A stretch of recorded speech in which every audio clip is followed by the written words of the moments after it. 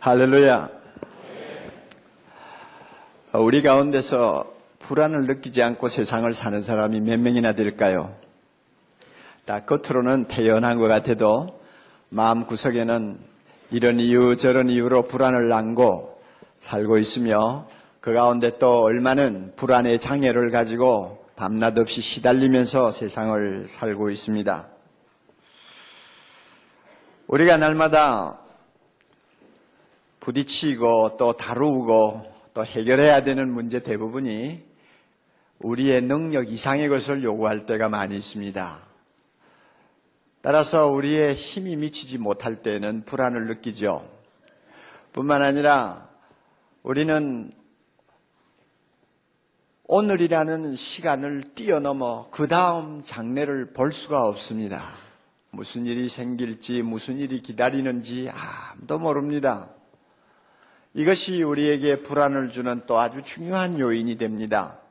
내 자녀들이 어떻게 될지, 어떤 인생을 살지 아무리 총명한 부모라도 몰라요.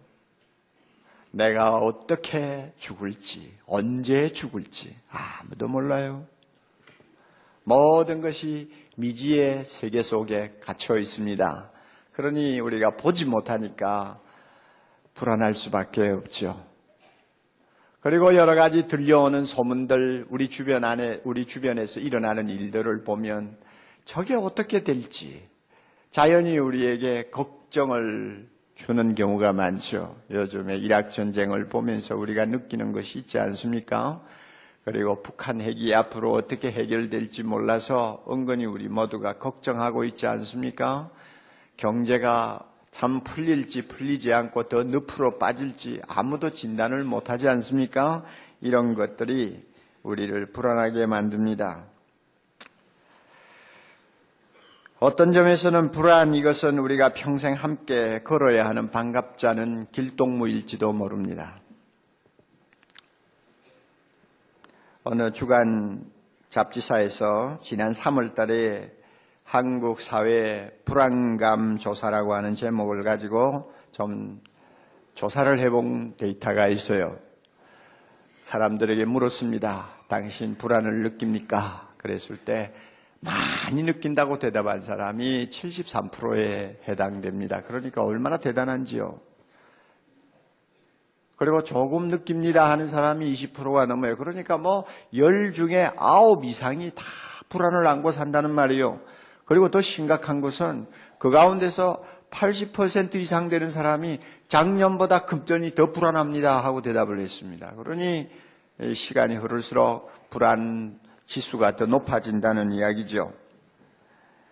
왜 그렇게 불안하느냐 물었더니 북핵 때문에 전쟁이 일어나지 아니할까, 또 경제가 점점 나빠지지 않을까, 또 자꾸 구조조정하면서 해고가 계속되면 직장을 잃지 않을까, 또 건강이 어떻게 잘못되지 않을까, 그리고 가장 많은 사람이 불안의 요인으로 꼽은 것이 교통사고예요.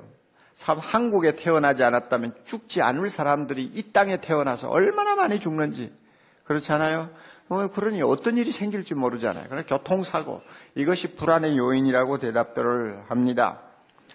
따라서 20대, 30대 젊은이들이 많이 찾는 데가 점집이라고 그러잖아요. 이 점이라는 것, 이런 점을 치는 문화는요, 운세 문화라고 그러죠. 이 문화는 사회가 불안할수록 점점 번창하고 또 퍼지는 경향이 있습니다.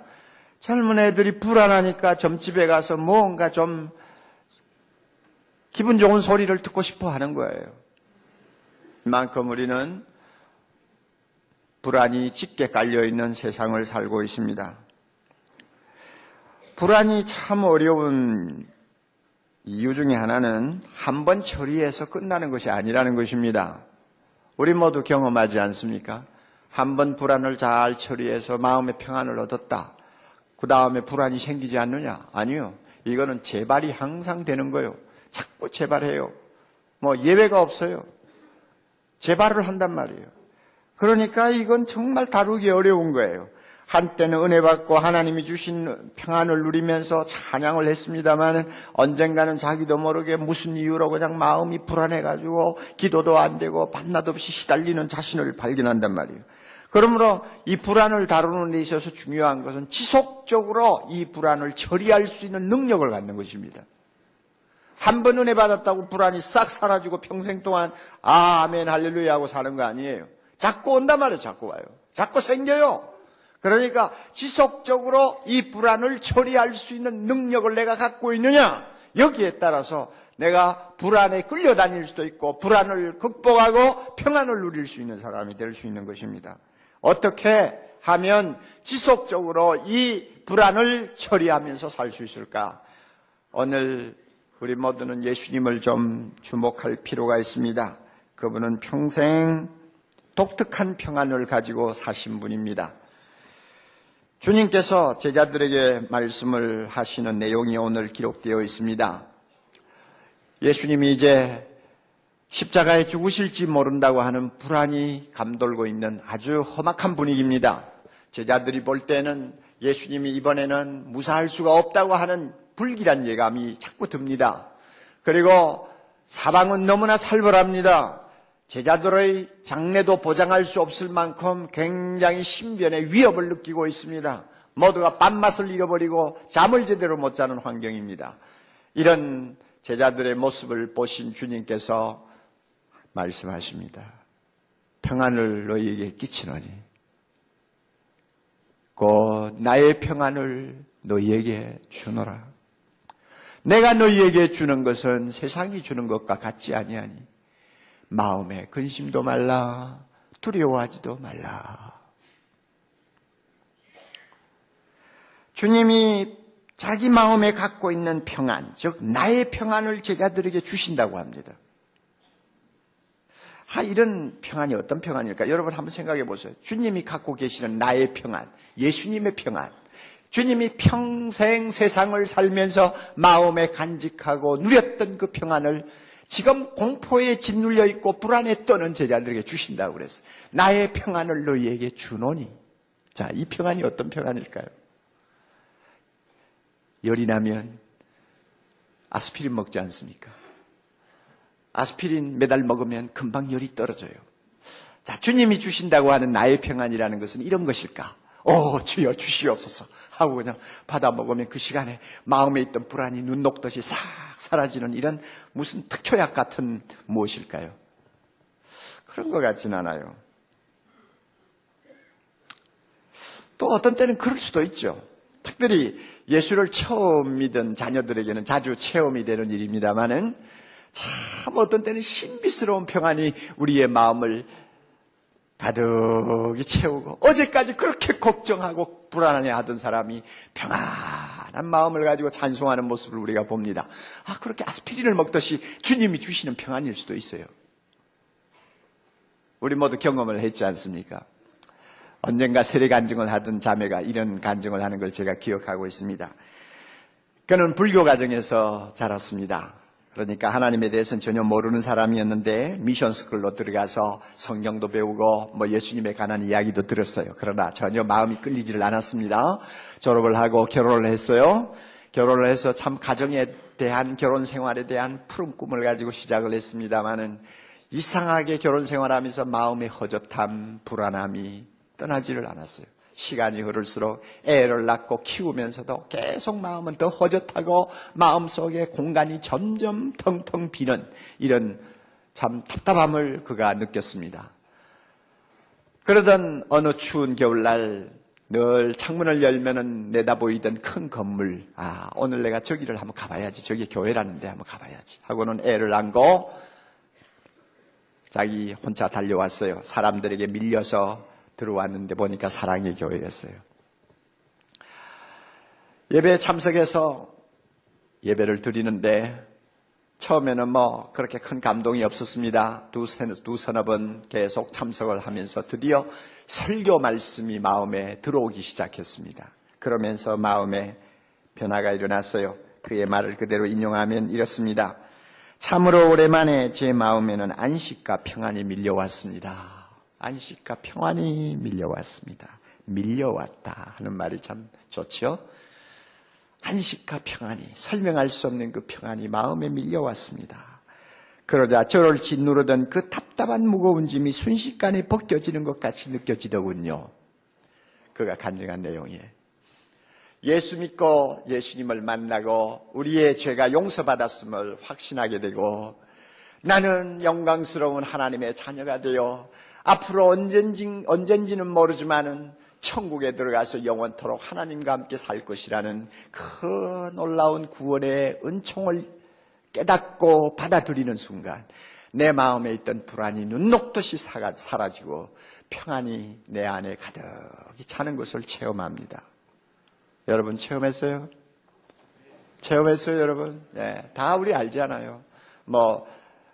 강하게 체험하는 사람, 약하게 체험하는 사람, 정신이 없을 정도로 체험하는 사람, 조용하게 체험하는 사람, 여러 가지 정도의 차이는 있지만 우리 예수 믿고 나면 이런 놀라운 평안을 체험하고 기쁨을 우리는 누리는 때가 있습니다.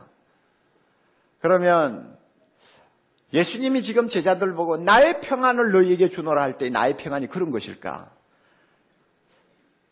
어떤 사람에게는 그런 것일 수도 있어요. 그러나 이 본문의 내용을 검토해 보면 다른 평안이에요. 왜 그런가 하면 제자들이 지금 떨고 있잖아요.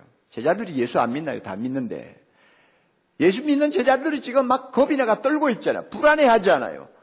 지금 예수님이 어떻게 될지 몰라가지고 지금 오만 가지 근심을 다 알고 있잖아요. 자기들의 신변도 지금 안전하지 못해가지고 언제 무슨 일을 당할지 모르고 있잖아요. 이렇게 현실적으로 굉장히 위기를 만나서 불안해하고 떨고 있는 제자들이 하시는 말씀이란 말이에요. 그러므로 이것은 구원받은 자에게 하나님이 하늘로부터 주시는 은혜의 어떤 평안하고는 좀 다른 것이에요. 실제로 현실 문제에 부딪혀서 헤어나지 못하고 불안해하는 사람에게 주는 주님의 말씀입니다. 나의 평안을 너희에게 주노라. 그러니까 이 나의 평안은 뭔가 좀 다른 데가 있다 그 말이에요. 이 평안은 금방 꿀떡 먹으면은 그저 열이 떠나는 그런 아스피린 같은 무슨 하나님의 선물이 아니라고 저는 생각을 합니다. 뭘 보고 하느냐 하면요. 자, 지금 제자들 11명이 앉아 있어요. 주님이 나의 평안을 너희에게 주노라. 그러면 제자들이 금방 평안해져야 되잖아요. 아멘.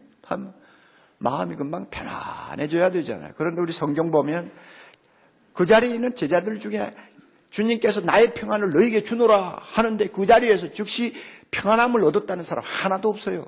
모두가 똑같이 벌벌 떨고 있어요. 계속 불안해하고 있어요. 그날만이 아니에요. 그 다음 날도 계속 불안해하고 있어요. 그 다음 날도 계속 불안해하고 있어요. 계속 그들은 불안에 떨었어요.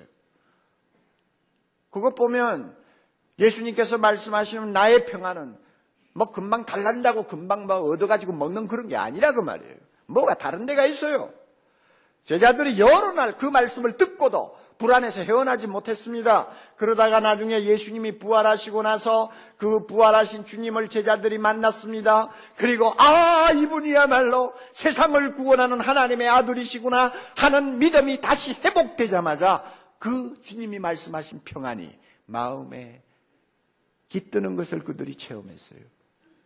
그리고 성령이 임하시고 성령이 모든 진리를 깨닫게 하시고 하나님의 놀라운 나라의 비전을 그들에게 보여주셨을 때 비로소 그들은 주님이 말씀하신 평안이 무엇인가를 알게 됐습니다. 그리고 일평생 그들은 그 평안을 가지고 살았습니다. 나중에는 순교하는 자리에 가면서도 그 평안을 가지고 그들은 생명을 주님 위해서 바쳤습니다. 그러니까 나의 평안을 너에게 준다 해가지고 금방 눈 감고 기도한다고 떨컥 받고 하는 그런 평안이 아닌 것 같아요. 제가 볼 때 그래요. 주님이 주시는 이 나의 평안은 우리가 어떤 합당한 조건들을 갖출 때 뒤따라오는 특별한 은혜입니다. 어떤 합당한 조건들을 갖출 때, 잘 기억하세요. 조건들을 갖출 때 항상 뒤따라오는 은혜예요. 이게 주님이 말씀하시는 나의 평안입니다. 예수님을 주목하세요. 그는 대적하는 많은 사람들에게 둘러싸여 한평생을 사셨습니다. 그를 향하여 돌을 드는 사람들과 상대해서 그는 사역을 하셨습니다. 한때는 임금을 삼으려 하면서 수많은 사람들이 그를 추종했지만 나중에는 모두가 다 버리고 도망가는 삭막한 분위기에서 한평생 세상을 사셨습니다. 그러면서도 그는 마음속에 평안이 있었습니다. 그 평안이 어떻게 해서 가능했을까요? 주님의 한 생을 우리가 조용히 묵상해보고 주님의 말씀을 우리가 검토해보면 어느 선까지 우리는 추론할 수가 있습니다. 아, 이래서 주님은 평안을 유지하셨구나. 아, 이래서 평안을 유지하셨구나. 그러니까 제자들에게도 나의 평안을 너에게 주노라 할 때는 내가 이 평안을 유지하기 위해서 한 것처럼 너희도 하면 이 평안이 너희의 것이 될 수 있다고 말씀하시는 것이구나 하는 것을 우리가 알 수 있습니다. 세 가지 말씀드릴게요. 주님이 말씀하시는 평안을 나의 것으로 소유하기 위한 첫째 조건은 이것입니다. 예수님을 보면요, 예수님은 하나님 아버지에 대한 절대적인 믿음을 가지고 계셨습니다. 이것이 예수님이 평안을 늘 유지하는 비결이었어요. 하나님을 누구로요? 아버지로요. 이거 굉장한 겁니다. 여러분 신학을 공부 안 하셨으니까 잘 모르죠. 그리고 신구약 성경을 특별히 전문적으로 여러분이 연구를 안 해보셨으니까 뭐 하나님을 아버지라 부르는 게 뭐 대단하냐, 예수님이 항상 그렇게 불렀지 않느냐 하고 우리는 대수롭지 않게 생각을 하고 넘어갈 수 있습니다. 그러나 이거 대단한 거예요. 예수님이 하나님을 아버지라고 불렀어요. 그리고 아버지라고 불러도 그저 막연히 어떤 격식을 차려서 부르는 호칭이 아니었어요. 마가복음 14장 36절에 보면 겟세마네 동산에서 주님이 기도하실 때 그 하나님을 부르는 호칭이 특별히 나오죠. 아버지요. 아버지요. 이 아버지요 하는 말은 4살 먹는 어린애가 아빠를 부를 때 사용하는 용어입니다. 현대 아랍어에서는 지바라고 합니다. 지바 하면 어린애가 아이를 향해서 부르는 호칭이에요. 우리나라에는 아빠 하잖아요. 예수님이 하나님을 아빠라고 불렀어요. 그래서 겟세마네 동산에 엎드려 주님이 기도합니다. 아버지요, 아버지께서는 모든 것이 가능하오니 이 잔을 내게서 옮기시옵소서. 이 기도를 이 말 속에 있는 뉘앙스를 그대로 살려서 다시 표현한다면 아빠는 모든 것을 다 할 수 있잖아요. 무엇이나 하실 수 있잖아요. 무엇이나 원하시는 대로 되지 않습니까? 그러니 이 십자가 안 지게 해주세요. 안 지게 해주세요. 완전히 어린애예요. 주님이 하나님을 보실 때는 하나님은 항상 아버지요, 자기는 어린아이처럼 생각했어요. 이게 주님께서 하나님을 아버지라 부르는 마음의 그 자세였습니다. 에레미야스라고 하는 유명한 학자가 있어요. 그는 유대인의 문학과 그 다음에 유대인의 모든 경전 전통을 연구한 아주 무게 있는 학자입니다. 그분이 다 조사를 해보고 뭐라고 결론 내렸느냐 하면 이건 놀라운 이야기다. 유대나라에서 하나님을 예수님처럼 아버지라고 부른 사람도 없고 더욱이 예수님처럼 아버지라고 매달리는 어린애와 같은 그런 자세를 가지고 하나님을 찾고 추종한 사람이 없다는 거예요. 예수님만이 그렇게 하셨어요. 이것은 뭘 의미합니까? 예수님은 하나님을 전적으로 의지할 수 있는, 그리고 그분과 함께 있으면 항상 평안할 수 있는 든든한 분이었다는 이야기입니다. 주님은 하나님을 그렇게 믿었어요. 그러니까 그의 마음에 평안이 항상 있었습니다. 불안하지 않았어요. 어떤 상황에서도 두려워하지 않았어요. 왜? 하나님이 아버지시니까. 내 아버지니까. 자, 여러분, 재미있는 거는 예수님께서 우리 보고도 그렇게 하라고 그러잖아요. 내가 하나님을 아빠라고 부르는데 너희들도 그렇게. 그리고는 뭐라고 가르쳤어요? 너 이렇게 기도해라. 기도할 때 하늘에 계신 우리 아저씨여 이렇게 기도하라고 그랬나? 아니죠. 하늘에 계신 우리 뭐요? 아버지요. 그 아버지라는 말이 이것만 뭐 한 다 큰 자식이 자기 아버지에게 나와서 뭐 점잖하게 부르는 이름이 아니에요. 아빠 하는 그런 뉘앙스가 들어있어요. 너 기도할 때 이렇게 기도해라. 하늘에 계신 아빠. 그리고 성령이 우리 마음에 와 계시는데 이 성령은 항상 우리로 하여금 로마서 8장에 보면 아바, 아버지라고 부르게 한다고 그랬어요. 그러니까 얼마나 하나님은 우리에게 친근한 분이십니까?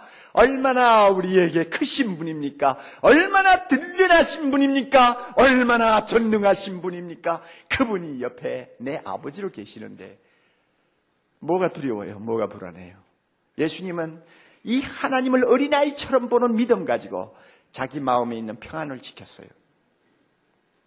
예수님이 말씀하시는 나의 평안은 이런 사람에게 주어지는 것이었습니다. 여러분, 참 이라크에는 끔찍한 전쟁이 계속되고 있는데 연일 연야 공습이 이어지면서 참 많은 불상사들이 일어나지 않아요? 그런데 가끔 텔레비에 비치는데 저는 유심히 봅니다. 한 열 몇 살쯤 되는 어린 소년, 소녀들의 얼굴이 나오죠. 그런데 그 얼굴들, 텔레비에 비치는 얼굴들 보면 생각보다는 굉장히 평안해 보여요. 순진해 보여요. 걱정이 없는 애들 같아요. 어떤 놈들은 웃어요. 아주 평안하게 웃어요. 그런데 카메라가 쓱 지나가면서 보면 이유가 있어요. 왜 저렇게 저 애들이 편안한지, 왜 저렇게 애들이 심지어 웃고 있는지. 그 옆에 누가 있어요? 든든한 누가 있어요? 아버지들이 있어요. 아버지가 있어요. 그러니까 애들이 철이 없어서 그러기도 하지만 아버지가 옆에 있으니까 걱정할 필요가 없는 거예요. 겁이 안 나는 거예요. 예수님도 세상에 사시면서 하나님을 어린아이가 자기 아빠를 보듯이 보면서 믿고 의지하고 살았습니다. 우리도 그렇게 하면 주님이 가지신 그 평안을 우리의 것으로 늘 마음에 간직하고 살 수 있다고 말씀합니다. 믿습니까, 여러분? 네. 그런데 이거 잘 안 될 거예요. 설교 들을 때는 끄떡끄떡 하셔도요. 잘 안 돼요. 저도 잘 안 된다는 거 알고 있어요. 그런데 참 하나님이 항상 나의 아빠로 내 곁에 계시는 든든한 분으로 믿어지려면 우리는 인간이기 때문에 별 수 없어요. 성경 말씀을 주야로 묵상하는 습관을 좀 가질 필요가 있습니다. 막연히 읽는 거 아니에요. 묵상하는 거예요. 성경을 보세요. 고향을 떠난 아브라함을 하나님이 얼마나 지성껏 돌보고 사랑하시고 인도하셨는가. 그런 것을 마음에 묵상하는 거예요. 집을 떠나는 야곱을 하나님께서 얼마나 자상하게 그의 길을 인도하시며 보호하시는가. 묵상하는 거예요. 사망의 음침한 골짜기를 헤매던 다윗을 하나님께서 얼마나 지극하게 간섭하시며 인도하시고 평안하게 하셨는가 우리는 말씀을 통해 계속 보지 않아요? 그 말씀을 묵상하는 거예요. 그렇다면 하나님 아버지는 나에게도 그렇게 하실 거야. 아브라함은 하나님을 아버지라고 부른 일이 없어요. 그럼에도 하나님은 책임져 주셨어요. 든든한 보호자가 되어 주셨어요. 야곱이 하나님을 아버지라 부른 일이 없어요. 다윗이 하나님을 아버지라 부른 일이 없어요. 그러나 우리는 하나님을 누구라고 불러요? 아버지라고 불러요. 예수님 따라서요. 그렇다면 아버지 되신 하나님 내 곁에 계시는데 내가 왜 불안해합니까? 말씀을 묵상하세요.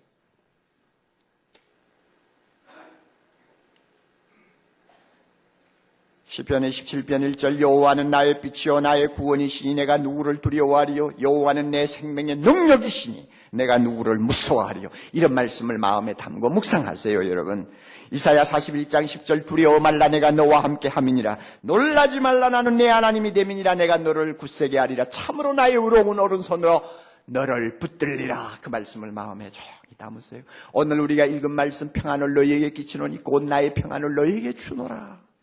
주님의 그 말씀을 마음에 담고 운전할 때도 묵상하세요. 설거지할 때도 묵상하세요. 마음에 불안이 자꾸 고개를 들 때도 그 말씀을 묵상하세요. 그리고 그 말씀을 붙들고 하나님을 보면 하나님이 누굽니까? 나의 아버지 되십니다. 그것이 느껴지면서 내 마음의 불안이 슬슬 힘을 잃어버리고 쫓겨나갑니다. 그리고 주님이 주신다는 그 평안이 내 마음에 자리를 잡는 것을 체험하게 될 것입니다. 할렐루야. 여러분 노래 가세요. 가만히 앉아있는데 되는 거 아니에요. 마음이 불안하다고 해가지고 엎드려가지고 어린애들처럼 하나님 마음이 불안합니다 그런다고 해결 다 되는 거 아니에요. 말씀을 묵상하세요. 그리고 하나님을 진짜 아버지로 느껴지느니 하면 자기를 체크하세요. 아버지로 진짜 느껴지는지. 대여살 먹는 애에게 아버지가 느껴지듯이 우리의 하나님이 진짜 나에게 아버지로 느껴지는지 여러분 한번 자기 자신을 보세요. 말씀을 묵상하면서 한번 보시라고 말이에요. 둘째로요, 예수님이 주시는 나의 평안은 철저한 순종에서 생기는 것이었습니다.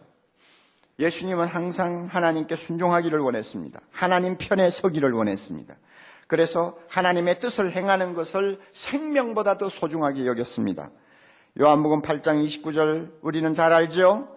나를 보내신 이가 나와 함께 하시도다. 왜 하나님이 함께 하시느냐? 내가 항상 그의 기뻐하시는 일을 행함으로, 내가 항상 그의 기뻐하시는 일을 행함으로 하나님께 순종하기 때문에 하나님이 나를 절대 혼자 두지 아니하신다. 이것이 주님의 확신이었어요. 내가 하나님을 순종하고 하나님 편에 있는데 어떻게 하나님이 나를 혼자 두시겠느냐? 하나님이 나를 혼자 두지 않고 하나님이 나와 함께 하신다면 내가 왜 불안하느냐? 내가 왜 두려워하느냐? 주님의 그 확신이었어요. 주님이 그렇게 하면서 한 생을 평안을 가지고 사셨어요. 우리가 불안을 느끼지 않으려면요, 하나님과 충돌하지 말아야 합니다. 따라하세요. 하나님과 충돌하지 말아야 한다. 언제 충돌합니까? 불순종할 때 충돌하는 거예요. 언제 하나님과의 사이가 서먹서먹해집니까? 순종하지 아니할 때요. 언제 하나님과 불편해집니까? 언제 불편해집니까? 말씀대로 순종하지 않고 성령을 근심되게 할 때 하나님과 불편해진다고 말이에요. 그러면 우리가 하나님의 자녀인데 하나님과 불편해지는데 마음에 여러분이 평안이 있을 수 있어요? 한번 생각해 보세요. 여러분이 아버지하고 사이가 안 좋을 때 마음이 평안했어요? 여러분 자랄 때 기억하세요? 어머니하고 여러 가지 일로 막 다투는데 여러분의 마음이 평안한 날이 있었어요? 없었죠? 마찬가지예요. 우리가 평안을 늘 유지하려면 하나님과 항상 조화로운 마음, 평안한 마음을 유지할 수 있어야 됩니다. 그 비결이 순종하는 거예요. 내가 하나님 편에 서는 거예요. 하나님과의 불화는 우리에게 불안의 씨앗을 심습니다. 공포를 느끼게 합니다. 그러므로 항상 하나님과 평안한 관계를 가져야 됩니다. 이게 순종이에요. 링컨이 역사상 가장 위대한 대통령으로 추모를 받지 않습니까? 링컨이 대통령으로 당선되자마자 그 다음 해부터 전쟁이 시작되었습니다. 남북전쟁이죠. 그래서 4년 동안 그 전쟁이 계속되었습니다. 얼마나 그 전쟁이 비참했는지 전사자만 해도 북군에서 36만 명, 남군에서 25만 명, 그래서 60만 명이 넘는 전사자가 생겼습니다. 얼마나 시체로 산을 이루는 그런 전쟁이었다고 할 수 있죠. 그리고 개전하고 나서 한 1년 동안은 계속 북군이 밀렸습니다.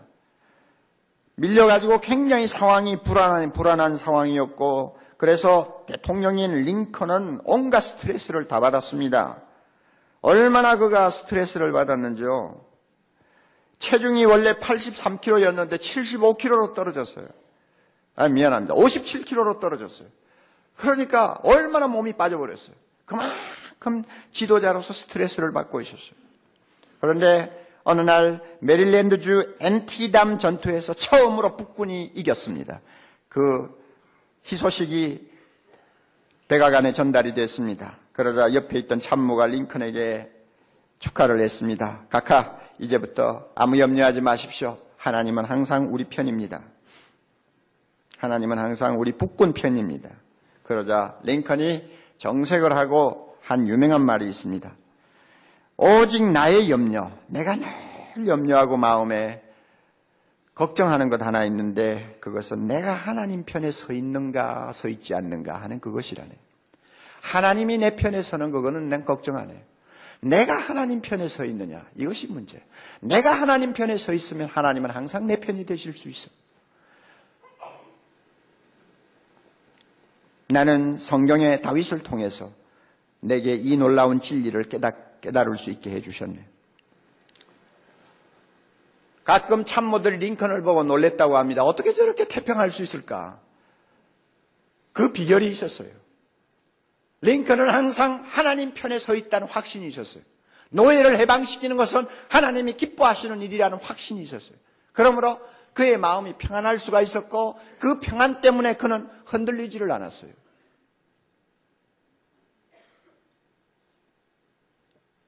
여러분 어떻습니까? 우리는 항상 하나님이 내 편이 되어주기만을 기다리고 있잖아요. 그러나 내가 하나님 편이 되는 것에 대해서는 별로 관심이 없잖아요. 하나님 편이 되기를 원하세요. 예수님처럼 말이죠. 그래서 순종하세요. 순종하는 사람은 하나님 편에 서는 사람입니다. 말씀을 배웠으면 지키세요. 진리라는 것을 확신했으면 그대로 살려고 노력하세요. 그래서 하나님 편에 서면 하나님은 항상 내 편이 됩니다. 믿습니까? 그럴 때 내 마음의 평안이 머무는 거예요. 하나님과 충돌하면서 내 마음이 편안하지 못하다고 늘 하나님 앞에 평안 달라고 기도하는 그것은 너무 유치하고 앞뒤를 모르는 사람이에요. 세 번째로요, 주님이 주시는 나의 평안은 간절히 기도하는 데서 얻는 것이었습니다. 예수님은 일평생 기도하시는 분이었습니다. 아버지 하나님께 기도했습니다. 기도가 불안을 극복하는 비결이었습니다. 주님이 드리신 기도 가운데 가장 감동적인 기도는 겟세마네 동산의 기도였습니다. 겟세마네 동산에서 주님은 세상죄를 짊어진 어린 양이 되셨습니다. 가장 크고 쓴 잔이 입술 가까이에 머물고 있었습니다. 다할 수 없는 약함, 더할 수 없는 슬픔, 더할 수 없는 고뇌가 그를 사로잡고 있었습니다. 그의 영혼을 쇠약하게 만들고 있었습니다. 두려움과 놀라움이 그를 떠나지 않았습니다. 그래서 그 시간은 사탄의 시간이었고 어두움의 시간이었는데 그 시간에 잠깐 주님은 평안을 잃어버렸습니다. 그럴 때 어떻게 했습니까? 무릎을 꿇었습니다. 피땀을 쏟으며 전력을 다해 하나님 앞에 아바지여 하며 부르짖었습니다. 그 결과 하나님께서는 그에게 다시 평안을 회복시켜 주셨습니다. 그가 기도하는 자리에서 일어섰을 때 담대하게 이렇게 말씀하셨습니다. 제자들 보고 일어나라, 함께 가자. 보라, 나를 파는 자들이 가까이 왔느니라. 얼마나 담대합니까? 얼마나 평안합니까? 얼마나 든든합니까? 어디에서 이와 같은 평안을 얻었느냐? 기도하는 데서 얻었어요.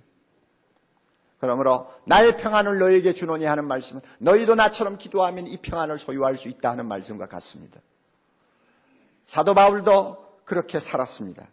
사도 바울도 평생 많은 두려움과 불안 속에서 그는 세월을 보냈는데요. 고린도후서 7장 5절 우리가 마게도니아에 이르렀을 때에도 우리 육체가 편치 못하고 사방으로 환난을 당하여 밖으로는 다툼이요 안으로는 두려움이라 밖으로는 다툼이요 안으로는 두려움이라 정말로 하루도 마음 놓고 쉴 수 없는 나날을 사도 바울이 보냈습니다만 그의 마음에는 평안이 있었어요. 평안은 있었어요. 그 비결이 어디 있는지 빌립보 4장 5절 6절에 그가 그 비결을 이야기합니다. 아무것도 염려하지 말고 오직 모든 일에 그 다음에 뭐요? 기도와 간구로 너희 구할 것을 하나님께 뭐하라? 아뢰라 기도해라.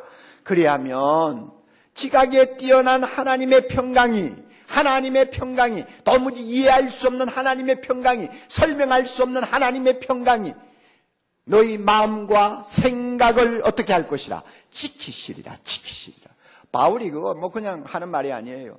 자기가 두려움이 휩쓸려 있을 때마다 이 말씀대로 기도했더니 자기가 평안을 유지하고 살 수 있었다는 고백을 하는 것입니다. 우리도 그렇게 해야 됩니다. 예수님이 그렇게 하셨어요. 바울도 그렇게 하셨어요. 여러분, 당신이 불안해할 때 여러분 어떻게 합니까? 또 하나 물어봅시다. 여러분이 불안해하는 이유가 어디 있습니까? 기도가 부족하기 때문이라고 느끼지 않습니까? 지금까지 우리는 예수님이 말씀하시는 나의 평안에는 세 가지 중요한 조건이 따르는 평안이라는 것을 말씀했습니다. 그리고 우리가 같이 생각을 했습니다. 다시 한번 마음에 정리하세요. 하나님이 아버지로 느껴질 때까지 말씀을 묵상하세요. 그러면 이 평안이 내 것이 됩니다. 할렐루야. 하나님 편에 서서 순종하세요. 그러면 이 평안이 내 것이 됩니다. 간절히 기도하세요. 자주자주 기도하세요. 그러면 이 평안이 항상 내 안에 머물고 있습니다. 하나님이 주시는 은혜예요. 여러분, 요즘 암 때문에 많이 걱정들 하잖아요. 하도 암으로 고생하다가 세상 떠나는 분이 많으니까 이 암에 대한 공포가 다 있어요. 그래서 어떻게 하면 암에 걸리지 않을까? 그래가지고 뭐 여러 가지 이런 학설들을 다 주워 모아가지고 나름대로 처방을 스스로 하고 사는 사람들이 많아요. 육류를 적게 먹는다, 뭐 담배는 아예 끊는다, 그 다음에 스트레스를 가급적이면 받지 않는다, 그리고는 또 뭐합니까? 채소를 많이 먹는다, 생식을 먹는다, 그리고 공기 좋은 데 가서 산다, 할 수 있으면 허허 웃으면서 살아라, 신경 곤두세우지 말아라, 화내지 말아라, 심지어는 탄 음식은 입에 넣지 말아라, 별의별 생각 소리 다 하면서 암에 대한 예방을 하잖아요. 물론 우리가 이런 예방을 해야 됩니다. 또 그런 사람은 아무래도 좀 건강을 지키는데 좀 도움을 많이 받을 거예요. 그런데 여러분, 불안은 암보다 더 무섭습니다. 시도 때도 없이 찾아와요. 그러므로 계속 우리가 이 불안을 놓고 싸워야 되고, 이 불안을 우리가 다스릴 수 있는 능력을 가져야 됩니다.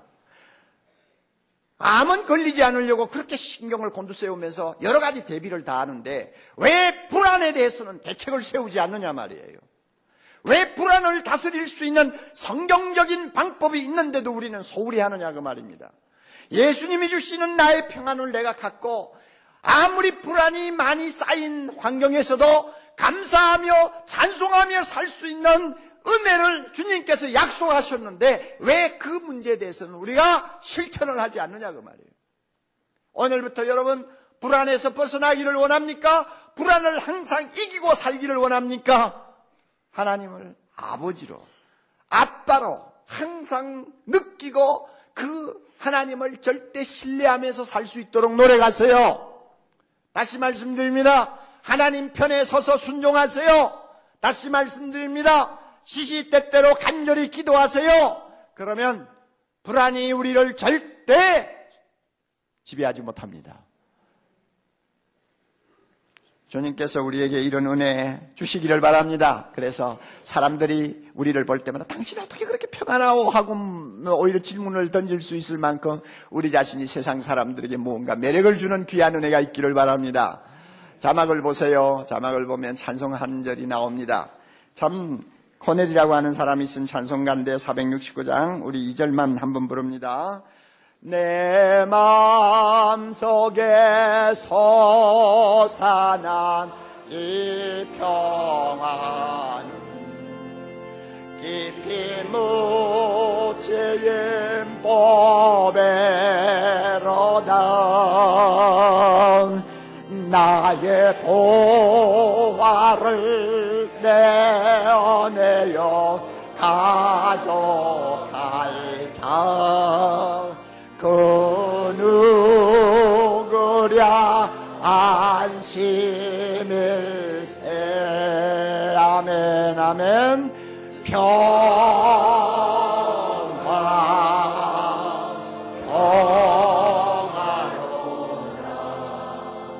하늘 위에서 내려오네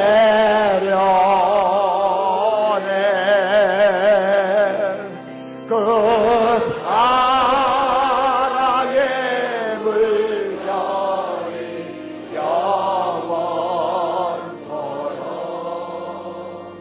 내 영혼을 덮으소서.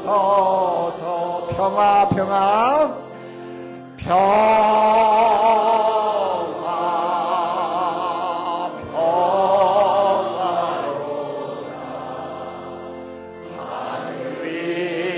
에서 내려오네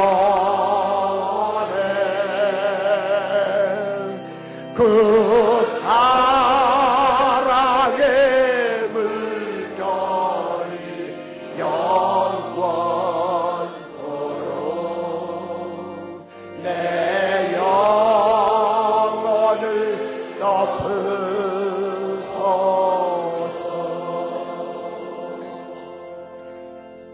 기도하겠습니다. 주님, 예수님이 이 험한 세상, 무서운 세상 사시면서 항상 그 마음의 평안을 가지고 계셨던 것처럼 우리도 예수님의 평안을 마음에 담고 사는 아름다운 주의 백성 되게 하옵소서. 하나님 내 아버지십니다.